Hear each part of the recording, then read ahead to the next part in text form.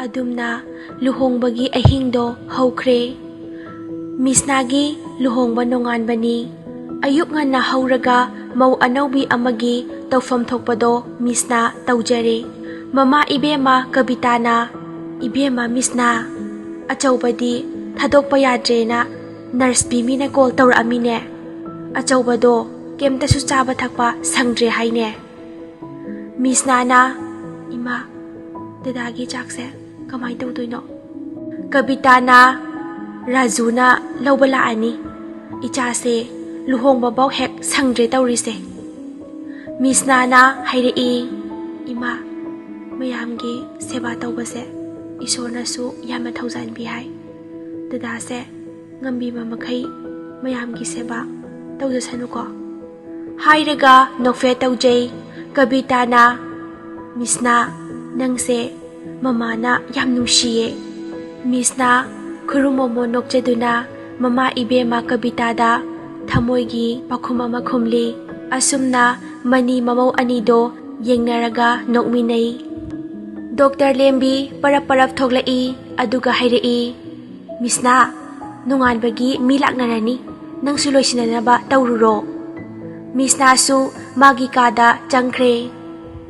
Kabitana nungsina solhawi. Imause kayada nungsirino hairaga mathanta nokjay.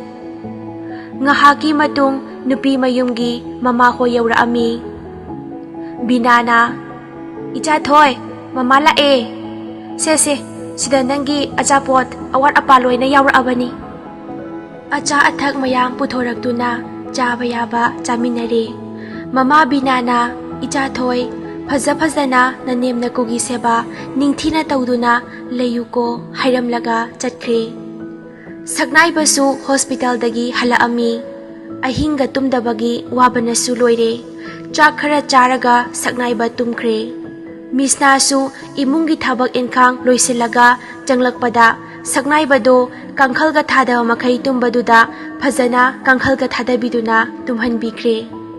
Mathangi numitni saknai ba tumba hawalakpada tevalda cha leirami. Adugi manakta ayiba chejet amasu leiba urami. Chejet aduda irambagi waroldi. Dada ay dadana nungayna tumhawbaduda hawdoamdrabani. Ay shooting jetle. Dadagi setnaba firol ayna lawthoaga thamlolabani. Chakto pujari da sinaramabani. Chak insang fazana chabiraga hospital da chatpiroko. Haina irami. Saknai ba nokfe tawna paba loiraga hospital da chatnaba sem saba loikre. Nakal amaromdana Chand chak charambadagi amukta tawkhidriba mataw ama tawrai. Thuna yangna washroom da chensinkre. Chand jingnaba phawraktuna manak nakpa clinic amada chattuna check tawjay. Doctor nupiduna Chand good news nang mama oigadawre tha ahum changlae. Chandi lawai satkre. Karino ay natawrisibo ay da Rohanga wari sadaba yararoy haina pakhatna doctor na haibaka to tadama makhay chenkre. Rohanda call tawrami. Rohanna Chan kaidawre ay thabak chile kona tawrake. Channa ay nanga yam thuna unaba pami da Rohan. Rohanna ado kaidawrake ba hairose. Channa amuk ay mama oidawre ay yumda imana khanglaadi ay hinglaroye. Rohandi paudo tabada pakhatpana loire. Kay haiba? Ha, asingboyro. Chan. Channa Rohanna amu khumai. Oh, fare. Chan, ay lakna ba tawrage? Fazana layramo ko. Chan, somda Rohan bu ngayduna lay. Rohandi lakpa kauba layte. Channa call tawrabasu pairaktre. Upay laytraduna mayumda hanjilai. Binana Chan, nang nakemta su hairamde pangchatta chatli kai chatluino nangbo. Haujikti nache su mayum pankrabanina gyan khara taroi bema. Channa ima ay producer ama unarubane ay gyan taiba. Hairamlaga kada changkre. Somda Misna su shooting halai. Sagnay basu hospital dagi halaami. Chak ensang chaba loiraduna magi kada pothanakre. Saknai bana ꯅꯨꯡꯁꯤꯕꯤ, 이바니ꯁꯦ 로만스기 마담가 아마타 레이트레ko. Aisu thabak, nangsu thabak, kokka ngaurida. Miss Nana, matam yam leirida. Kem khalunuo, mayamgi sebani. Saknay bana, ibani luhong lasu. Itay ina oibagi, mari amata lainadri. Ado, ngasi ay buwaraw no. Miss Nana, da, hainadi ko. Sato angang masataw na. Hairaga Miss Nano saknay ba Miss na makoy animag nung shibagi lipun na punkre. Numit ado hawkre, ayuk angan bada jand Miss na hoy dala ami. Sana sofa kada pamagalay bado ure, jan na inama nungay riba. Sana na, hay ma, jan nungay riye. Nang iti unabala iro, jan na, hoy, ado, darohan bu laytabra. Ay darohan so project amagi amtahanggi tawbani. Sanadi kayamta khangzadabani na haraw laybani kada jango hayraga janbu thajinlai. Rohan cha thaaga layrami. Janna Rohan na khangpre khangna. Jan, I'm so sorry. Jan, ay ngarang meeting do thadok pa hala tawuni. Janna khangiyare. Nang naibo kem nungsiba nati.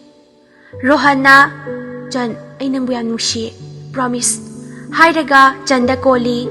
Tanja aduda sana patlaw na janglai. Sana na. He, no eni na tawrido kayo no? Ha? Hayraga jangi mamayda kupak na setlaw nga thay. Jand mamaydo payraga non tharaga lay. Rohanna, sana nang tawrisi kayo no? Sana na nang tawrisi di jumibro.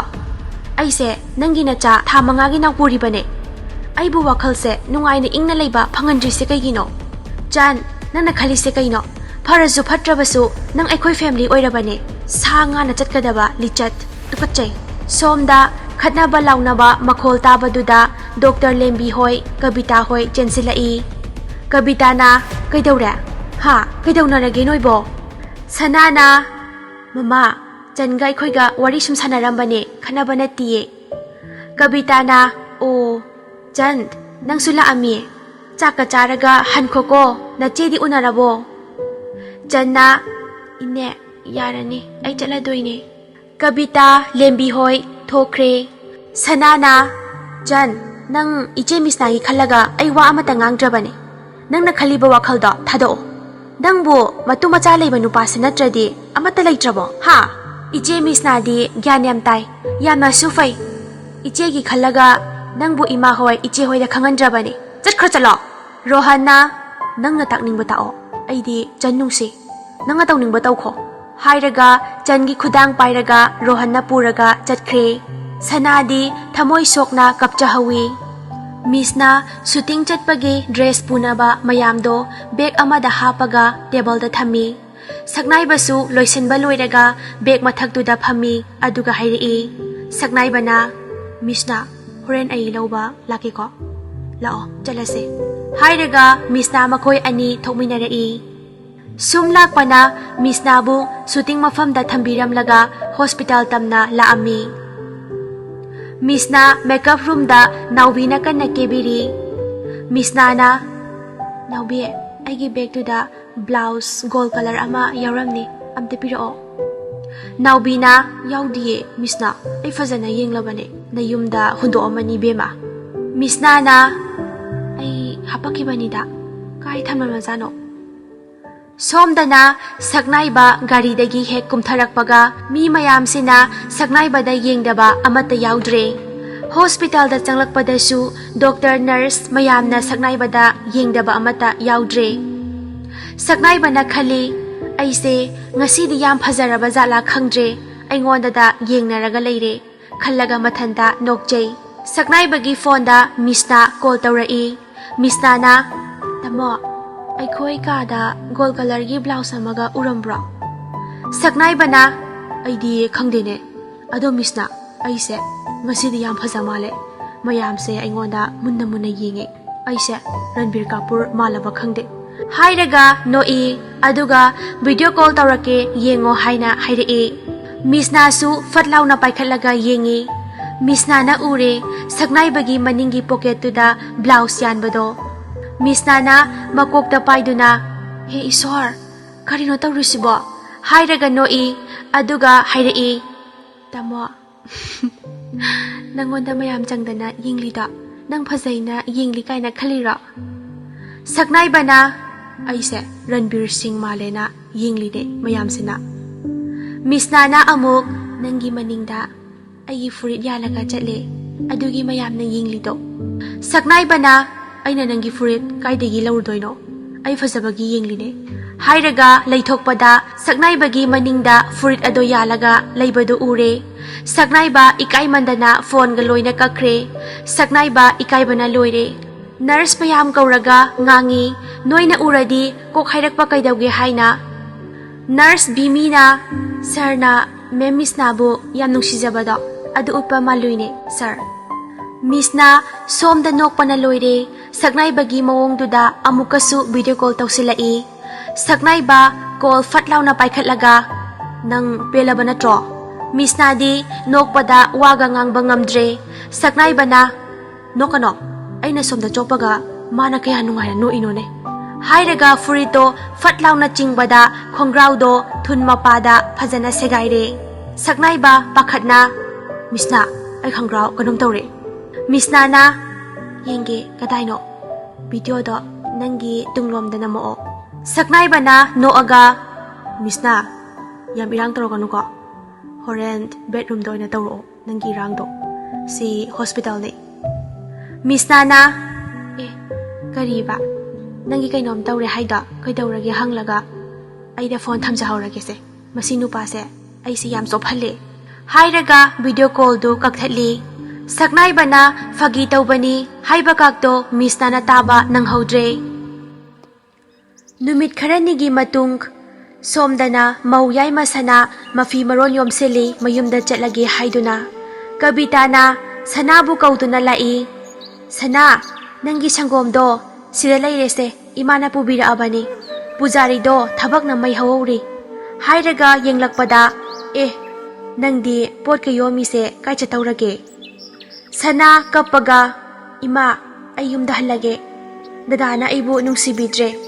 Ay khangbaya ba khanglaga lakpane. Ima, aybu khambirano namaw yamna ware." Kabitana, "Rohanna kaidawrino? Imana tamo sengna. Ima tawge." Sanana wari pumba manem kabitada tamlami. Kabita sawbana may hawre. "Hera, aybu aduk usitaba. Ima chatke ngangluge mayumda. Adubu Miss na gidi maralaite. Miss na khangladi wasoy thoklani. Ima hana chatke yada yadraga Miss na da haige." hairaga mama Kabita changi mayumda chatkre. Nakal amaromdana Binana achapot chana thaknganaba mayam thamlambado amata leiramdre. Binana khanjai, "Karinone aibu ngarangtani sida butter ice cream ga thamlambado. Haima, sidagi fruit salad semnaba adusu leiramdrene haina khanjai." Channa chara ga tholakpado ure. Binana, "Chan, kaino nanga tawrisibo? Nang handakti mi anigi saruk oina chare ko. Chaba henjinbagi among narakani." Channa, "Ima, ay chak punglamda lami aduini." Somda Chandi pregnant oibagi pungchada chaningbi duni tawrise. Hainaringai tanjaduda thong thilai. Channa thong hanglaga, "Ima, ine changbirao." Binana su, "Kabita, lao changlao." Kabita sauna, "Ichema, nachanupi Chanse khara warakpiyo. Imung kaidawre? Chan Rohan se natai thoibani. Nang nakhaliba wakhaldo kaino tukachai. Nang bunupa amata leitrabro." Channa, "Ine, sigi matangda aibu aranba nga katahanbigano. Nachanupa hana warao. Aina gyan tana laikrasu atopa nupi adum koirakani. Aibu su mana manghanbibani." Binana fatlaw nga changsilaaga Chanda khupang na thai aduga hairai. "Kaino nanga tawrise? Nachigi imung se nangna kaina basilise kaigino? Ha? Aida sizaninge. Aina nangbo kangkhatana. Nache na ngangdaw kayadagi kanthok-kanthoktana laaga nanga tawrisibu karino?" Kabita di yamna sauna fatlaw nga laithoaga chatkre. Kabita mayumda halakpada Misna chak chanaba haiduna thangdoami. Misnana, Mama, kay chatluino? Ay ngasaydagi mama thiruine. Kabitana, Mama se thabak ama chatlubani. Sanana, Mama, asingba achumbada loinamang haibiyo. Icheda walot kano. Haujikti imungi misu loina sure. Haina yamna sauna hairi. Misnana, Mama, kaino? Sanana haise. Sana, icheda hayo kaidaurage. Rohandi chaka sabam khangdre mamit kado chap chap yumkhre. Phuklaw na hawgatlaga Rohanna, Sana, nang naasuk yamna imungse irang thokpa pamise kaigino ha. Misnana, ngaiko Rohan. Sana, icheda hayo. Sanana yamna sauna. Khangi iche su inaunupibu warakpiyo. Ay ipamda chatkrage. Iche na inaunupidusu yumsida mau oina lehenba pame haiba ay khangi. Sagnay bana ngaiko Sana. Kaino ngasaydagi hainariba mayamsibo. Mari makong amada samnadre. Na chena nangi kay nungaytanaba tawramlage. Kabitana wari pumbalirami aduga hairi. Rohan nang sanaga nungsinana layminage haibra. Nang nasanabu nungsinaloy na roydoy oirabadi yumsida layba yaroy.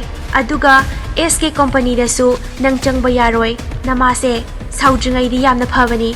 Saura di yamna jugo chadabani. Hairaga mama kabita changkre. Misnadi kauba lamba takhitre. Mapisu oro takhay tumina lay. Sagnay bana Misna Chanda wari fazana sasi. Ibani tawraga lao. Kemta nungaytaba khangano. Hairaga themaga pusin bikre. Rohan mama na sauna hairamba mayamdo mamagi magun khangbanina sanabu themba haurai. Rohanna, Sana, se ay tasengna yam lale. Ay bungakpiyo. Ay nang nahaibalo yare base. Mama sauri se thembiyo.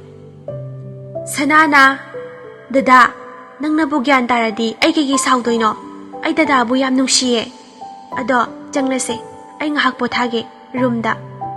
Rohanna su, hoy, lao. Hairaga, moigi room tamna kakhatminay. Khanghawdana sanagi makhongdu fatlaw na nanthaduna ontharai. Rohanna, Sana! Sanadi gyan dadana laymayda taduna lay. Rohanna lawa makhuldu tabada mayam pumnamak tinsinnarai. Rohanna, Sana, hawalo. Haiduna Rohan kapi. Tanja aduda Chansu Rohanda call tawraami. Rohanna fondu fatlaw na kaaga sanabu moy mayam changdana kada pusin bikre. Chansu mathwayam nungaytana phamungda kapaga upsilaga lay. Dr. Lembina sanabu yengba loiraduna thoglai aduga hairai. Rohan, Sanase phibam yamna lure. Angang sukaire adugine mana masayam solibase. Adubu haujikidi mangonda haibikiroise. Hairamlaga thokre. Misnasi ngasaydagi waga matangangde tumina manglaga lay. Sagnay bana, Misna, nang bukay dawrage. Tumina adum laytubo. Ngahaki matung Misna mayumda laami. Misna na Chanbu kawraami. Chan, nang kay lege. Hay na saw na kawraga lai. Chan na, Iche, ay sinalaye. Misna na, ay pauloy na makhanglaga laabani. Kaino nang nakhalisibo. Chan na, Iche, ay amlale. Ay mangonda so yetningdre. Ay hana khangludabani. Hay na yaman nungaytana hayrai. Misna na, Iche gibema, gyan taro. Mama papu pang sudana, yopo machana, kayam padoy no hay nakinine nang bo. Pare, nang amuk hana yetluranu ko. Chan na amuk, Iche, ay daro sangi, angangi mama oire. Hairaga, Chan kapi. Misna na, ha, kaino Chan, nang nahay siya siyang bro. Chan na, Iche, asiyang gine, ay kay daw no khangdre. Misna tarang zatkre imung ani sigi kaino ay natawdoyse hairaga budi lawsinga amata thokdre. Saknay badi Misna da call tawraami. Misna call ga mata pairakdre. Ngahaki matung Misna call pairaami. Aduga wari pumba saknay bada hairami. Saknay ba yam sauna Rohan bu kaukthokduna khupang ngathay. Aduga hairai nang nachanda khaliba satat si kaino Rohan. Rohan tumina lay wa amata ngangde saknaibana thina nganglamlaga changkhre. Rohanna ai Jangi manakta chatlaga angang adu nizaruni. Aigi sanagidamak haina wakhalda chapyungna khankhre. Sana gyan la ami aduga hairei. Dada nang aigi nakta adum leiro ko. Ichana nangbo yam sawe. Nang jathokano hairei sanadi machado kaidri haina aduma khali. Rohanna hoi ai kem chatloise. Kem khangano nungai na pothao. Numit ado haukre Rohan Jangi manakta la ami aduga hairei. Jan dada se yam phataba mine. Nang busu awafamda tahale. Janna aidi da Rohan bu nungsiruba khaktingni. Aina inama sana nakoy anigi marakta yeke khankiba leite. Rohanna amok Jan ay karigumba mata nijage nafamdagi. Janna kaino hayo kaysu leite biyay na nungsiba nangi kay tawzaw haybano. Rohanna nangi pukta naupuriba angangdo sana ibanida bibiro. Jan hairaga Rohan kapi. Janna ay ngamoy ichase yokjaraga punsise ingna chikna hingjage. Rohanna Jan please nang dadabu nusiradi ay nahaybase yabiyo. Nang busu ay ginagda jatlase. Jan ay nang ginakong payduna hayjaw hayrabasu hayjarage. Jan upay laytre nungsiba amana thamoy sok na hayjarabada nunggi thamoy onge khalabasu ngamdre. Janna phare adudi chatlase mamaga wari phajana saro. Hairamaga kada changkhre phiron loisinba. Somda Kabita mabok layma TV kaduda wakhal nungaitana phamaga wari sanay. Kabita na mama aykhoy imungsida tawriba mayamse karino ay bap tadre. Icha Rohan na khaliba wakhal sina kay ay ko kangawre mama. Laymana amuk Kabita yam hena khanjilunu. Aduy saru sanado thembiyu mapukning nungsini. Thonglomda Rohanna Jan puraga changlakpado ure. Mayam phuklaw na hawatlaga yenglai. Sanasu kumtharai Puspana makhut samaga tanjaduda. Kabita na hairei Rohan kaino nanga tawrise sana na urabadi kay oine nang na asugyam na baptadrise kay gino. Rohanna ima sanaga igagi ichadi sikrabani. Jangi na puriba ichase phasana yokpana pharani khale. Sanadi amukhanasu mama oiroi haina nine na hai. Sanadi moina ngangnariba mayamdo loina ta leirami aduga hairei kari haiba aigi icha sikre haiba. Haiduna makhon hauna kapai. Janna iche sana nang ay bulana lawgano. Ichase nungsina yokminase. Sanasu kem haidre angang adu uningbagi. Jansu ka amada thambire. Rohandi Jangi kadagi hendokdre. Somda Sanadi khambanba phaurai. Wakhalda khali aidi ichasu yawararoi. Aigi nupanasu aibu nungsibidre. Jangi nakta adum laikre. Sana Jangi kada changla ami. Rohanna Chanda achapot inbirambadu ure. Rohanna ichase mabuklamhanba yadeko. Janna sana lepado urai. Iche lao changlao. Sanana maithongdadi uthokdre. Mathwaidadi aroibida nungaidre. Nokfe tawraga yengi. Rohanna sana se simta payo. Hairaga pibada makhutagi kitang nantharaga haidoi. Rohanna yamna thina chaibi. Sana mapukning nungsina kapaga senthokre.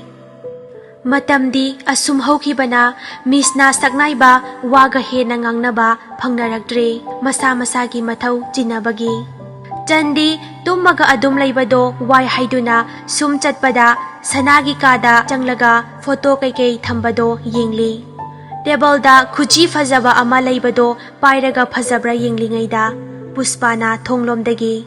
Jan kaino nanga tawrida? Inama sanagi khuji ne. Inama sanagi khuji do nangna huran gi tawrido kaigino. Namma na pana kemta waraktabra ha. Nang inama misnagi ma yenglaga ay waka hena ngangdrabane. Janna Puspa ꯑꯩꯉꯣꯟꯗ ꯑꯗꯨꯛ ꯀꯟꯕ ꯋꯥꯍꯩ? ꯑꯩꯗꯤ ꯁꯤꯗ ꯂꯩꯔꯝꯕ ꯈꯨꯖꯤꯁꯦ ꯁꯨꯝ ꯐꯖꯕ꯭ꯔꯥ ꯌꯦꯡꯂꯨꯕꯅꯦ꯫ ꯄꯨꯁꯄꯥꯅ ꯌꯥꯔꯦ ꯆꯠꯈ꯭ꯔꯣ ꯆꯠꯂꯣ ꯍꯥꯏꯔꯒ ꯏꯟꯊꯣꯔꯛꯏ꯫ ꯆꯟ ꯃꯄꯨꯛꯅꯤꯡꯗꯣ ꯌꯥꯝꯅ ꯅꯨꯡꯉꯥꯏꯇ꯭ꯔꯦ ꯑꯗꯨꯕꯨ ꯌꯥꯝꯅ ꯁꯥꯎꯅ ꯃꯊꯃꯣꯏꯗ ꯁꯤꯡꯉꯤ꯫ ꯑꯩꯅ ꯅꯪꯁꯨ ꯀꯩꯗꯧꯒꯦ ꯌꯦꯡꯉꯣ, ꯑꯩꯕꯨ ꯍꯨꯔꯥꯟꯕꯤ ꯀꯥꯅ ꯅꯪ ꯀꯩꯗꯧꯒꯦ ꯌꯦꯡꯉꯣ ꯍꯥꯏꯔꯒ ꯃꯥꯒꯤ ꯀꯥꯗ ꯂꯩꯈ꯭ꯔꯦ꯫